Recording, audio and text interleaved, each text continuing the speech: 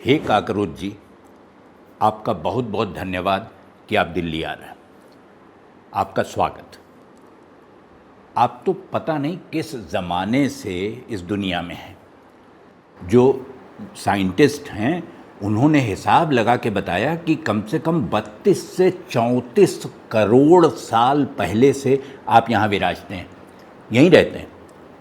आप सारी दुनिया तहस नहस हो गई, उलट पुलट गई, लेकिन आप बने रहे, आपका कुछ नहीं बिगड़ा। ये समझिए कि जो महाद्वीप टूट के अलग अलग हुए, अलग महाद्वीप बने, वो भी आपके होने के 2 करोड़ साल बाद हुए। और हिमालय तो खैर अभी 5 करोड़ साल पहले बना है।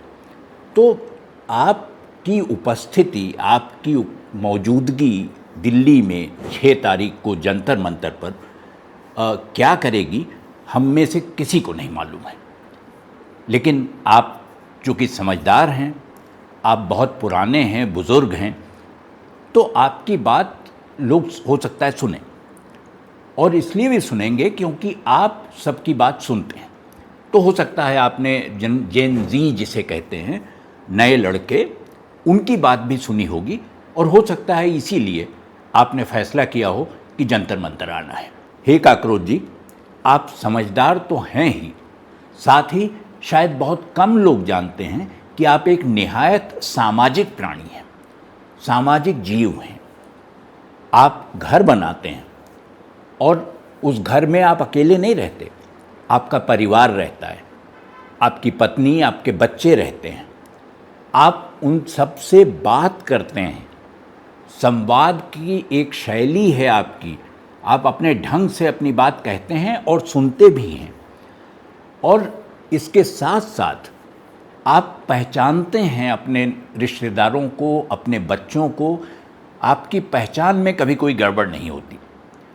तो जेन ज़ी को शायद लगा होगा कि आपने उनको ठीक पहचाना, और जेन ज़ी को भी ये समझ में आ गया कि आप सामाजिक प्राणी हैं और समाज में जो कुछ हो रहा है उस पर आपकी भी एक प्रतिक्रिया होगी। इसलिए उन्होंने आप पर भरोसा किया और आपका और तो कुछ नहीं लिया, नाम ले लिया।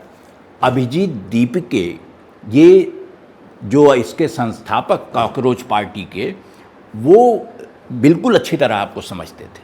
और ऐसा नहीं है कि केवल अभिजीत समझते हों, इसके पहले भी बहुत सारे लोग थे जो पढ़ते रहे, देखते रहे, आपको गुनते रहे, बुनते रहे, और ये समझा कि आप कितने सामाजिक हैं, समाज के प्रति आपके सरोकार क्या हैं। अब उसमें चाहे डॉक्टर राम मनोहर लोहिया हों, चाहे जयप्रकाश नारायण हों, या फिर बाद के दिनों में और भी लोग आए, विश्वनाथ प्रताप सिंह हों जो प्रधानमंत्री भी बने, बहुत सारे लोग आए। इन सब ने आपकी जो ट्रेनिंग है, जो आपने समाज को दिया है, उसको बहुत अच्छी तरह समझा और उसी पर काम किया। जेन ज़ी का भरोसा आप पर शायद इसीलिए है। हे काकरोच जी, आपको तो पता ही है, आप सर्वज्ञानी हैं, घट घट वासी हैं। कोई जगह दुनिया में, संसार में ऐसी नहीं है जहां आप ना हो। आप कहीं से भी आ जाते हैं, कहीं से भी निकल पड़ते हैं, क्योंकि आपको समाज की चिंता है। और जब बच्चों के नीट के एग्ज़ाम हुए, परीक्षा हुई, उसमें गड़बड़, क्यूट की परीक्षा हुई, उसमें गड़बड़, यूजीसी नेट का बवाल हुआ, उसमें भी गड़बड़, तो बहुत सारी गड़बड़ियाँ देखकर आपका मन बेचैन हो गया होगा, और इसीलिए आपने जेन ज़ी का साथ देने का फ़ैसला किया होगा। ये आपकी जो सोच है वो काबिल तारीफ़ है, और हम सब उसकी कदर करते हैं।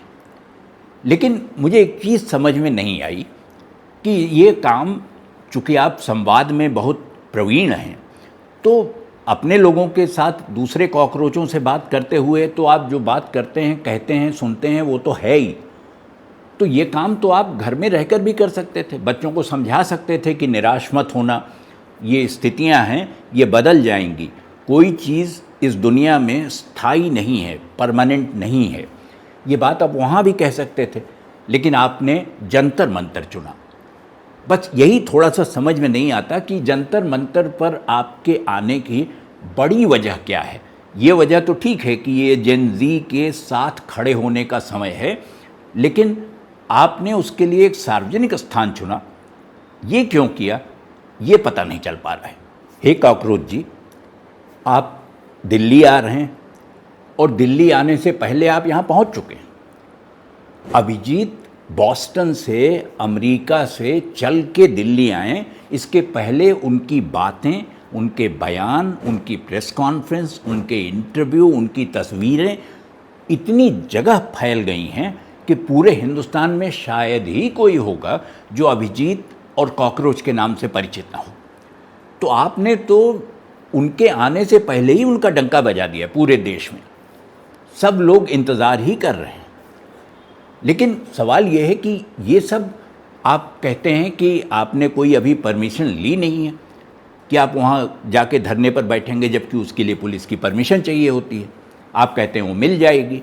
तो इतना भरोसा आपको कैसे है अपने ऊपर, या जेन-ज़ी के भरोसे आप ये बोल रहे हैं? क्योंकि जो विरोध करता है उसके खिलाफ ये सरकार बहुत सख्त रहती है, और आपका विरोध हो और सरकार उतनी सख्त न दिखाई पड़े तो इसके तो बहुत सारे दूसरे अर्थ निकालने वाले निकालने लगेंगे। तो ये समझ में आना बहुत ज़रूरी है कि आपको किसने ये कहा कि जंतर मंतर ही जाना है, किसने समझाया होगा आपको। आप तो सारी दुनिया को ज्ञान देते हैं, लेकिन आपको ज्ञान देने वाला कौन था? वो आदमी जिसने आपको, आपके लिए एक हॉल बुक किया एक सरकारी बिल्डिंग में कि आप प्रेस कॉन्फ्रेंस कर लें आपके लोग, वो कौन था? किसने वो चिट्ठी लिखी कि ये सरकारी बिल्डिंग में प्रेस कॉन्फ्रेंस होगी? ये सारी चीज़ें सवाल की तरह आती हैं और परेशान इसलिए करती हैं कि आप सर्वज्ञानी हैं। अगर आप नहीं बताएंगे तो और कौन बताएगा? लेकिन बहुत सारे लोग चुप रह जाना पसंद करते हैं, तो शायद आप ऐसा इसके विपरीत साबित होंगे, चुप नहीं रहेंगे, ये भी बोलेंगे। हे कॉकरोच जी, अभी बहुत दिन नहीं हुए, कुछ ही साल हुए हैं, 10-12 साल ही समझ लीजिए, कि आप जैसी निस्वार्थ सेवा करते हैं समाज की, वैसे ही एक और सज्जन थे, वो आए और जंतर मंतर पर बैठे, अन्ना हजारे, और उसके बाद वो रामलीला मैदान भी गए। उसके बाद उन्होंने गांधी का रास्ता दिखाने की कोशिश की, राजघाट गए, और इतनी ज़्यादा उनका इतना प्रचार हुआ, इतना लोगों ने उनके बारे में कहना शुरू किया, इतना भरोसा जताया उनके ऊपर। लेकिन वो तो बिल्कुल ऐसा कि निस्वार्थ भाव से सेवा की, रास्ता दिखाया, और रास्ता दिखाकर वो अपने घर वापस चले गए। जब वो चले गए तो उसके बाद से किसी ने उन्हें देखा नहीं। तो सवाल ये कि ये निस्वार्थ जो प्रेम है समाज के प्रति, ये कुछ कुछ शुभा पैदा करता है, कई सवाल खड़े कर देता है। तो आप कहीं ऐसा तो नहीं है कि ये उसी तरह की निस्वार्थ सेवा का जो आपका भाव है वही कॉकरोचों के साथ भी यही होगा? जंतर मंतर पर फिर वही कहानी दोहराई जाएगी जो हम 2013 में देख चुके हैं, 2012-13 में देख चुके हैं। तो ये बहुत कठिन सी बात है कि आप इतने मन से लोगों की सेवा करते हैं, मन से चाहते हैं कि समाज बेहतर बने, लेकिन जब ज़मीन पर बात उतर के आती है तो आपको उतने लोग नहीं पूछते। कुछ लोगों का भला हो गया होगा जंतर मंतर पर बैठने से, लेकिन आपका क्या हुआ? आप यहाँ आए और उसके बाद रालेगण सिद्धि चले गए, कहानी ख़त्म। हे कॉकरोच जी, आप तो निस्वार्थ सेवा करते हैं, आपके मन में स्वार्थ है ही नहीं। आप रास्ता दिखाते हैं, बताते हैं, चलना उस पर लोगों का काम है। आप ये करते रहें, और आज से नहीं, हमेशा से करते रहें।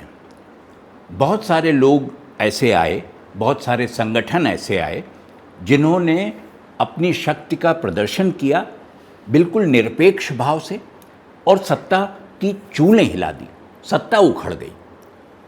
ये आपने बार बार करके दिखाया है और हमने सबने देखा है। लेकिन एक हैरानी की बात यह है कि वो चाहे सत्ता को उखाड़ फेंकने वाले जो भी लोग रहे होंगे, उन्होंने जिस सत्ता को उखाड़ा वो कांग्रेस थी। कांग्रेस केंद्र में सरकार में थी और उसके मुखालिफ ये सारे लोग खड़े हुए एकजुट हुए और उन्होंने सत्ता को उखाड़ कर फेंक दिया। इस बार एक सवाल मन में उठता है कि इस बार कांग्रेस तो सर केंद्र में है नहीं, तो आप किसकी सत्ता हिलाने आए हैं? किस सत्ता की चूलें हिलाने के लिए आप यहाँ आ रहे हैं? एक सवाल सा मन में है, अगर आप जवाब दे सकें तो बहुत अच्छा लगेगा। हे कॉकरोच जी, आप तो लीलाधर हैं, लीलाएं करते रहते हैं, और आपकी सबसे बड़ी लीला ये है कि घर में चाहे घमासान मचा हो, देश में घमासान मचा हो, तरह तरह की बहसें हो रही हों, महंगाई हो, मुद्रास्फीति हो, और तरह के सवाल उठ रहे हों, लेकिन आप दिखाई पड़े तो सारा ध्यान आपके ऊपर चला जाता है। घर में बहुत गर्मा गर्म बहस हो रही हो और अचानक ड्राइंग रूम में एक कॉकरोच दिखाई पड़ जाए तो सारी बहस एक किनारे, आप केंद्र में। ये जो आपका चमत्कार है, ये जो आपकी लीला है, ये अद्भुत है। कॉकरोच जी, हम सब जानते हैं कि हम हो सकता है आपसे न डरते हों, आप किसी का नुकसान नहीं करते, किसी को काटते नहीं, आप में जहर नहीं होता, लेकिन इसका असर, आपके सिर्फ होने का असर बहुत बड़ा होता है। लोग उसी असर के लिए आपके पास भागे भागे चले जाते हैं, ये उम्मीद करते हैं कि इस बार कोई उनके साथ धोखा नहीं होगा, इस बार कॉकरोच जी सही रास्ता दिखाएंगे और हम सब कॉकरोच जी के दिखाए रास्ते पर चलेंगे।